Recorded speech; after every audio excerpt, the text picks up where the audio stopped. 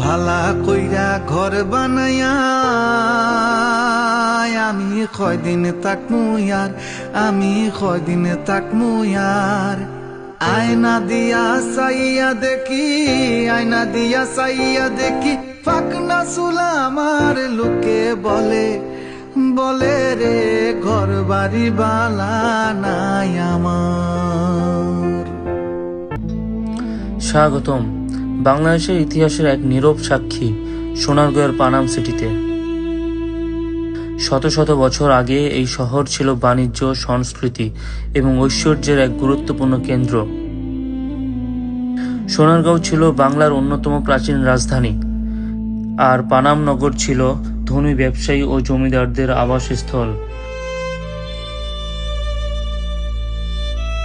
আজও এখানে দাঁড়িয়ে আছে সারি সারি পুরনো ভবন, যেগুলো মুঘল, সুলতানি ও ঔপনিবেশিক স্থাপত্যের গল্প বলে।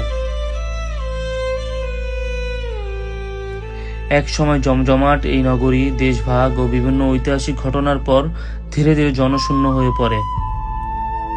সময়ের ধুলে ঢাকা পড়লেও পানাম সিটি আজও অতীত বাংলার গৌরবময় ইতিহাসের এক জীবন্ত স্মৃতিচিহ্ন হয়ে দাঁড়িয়ে আছে।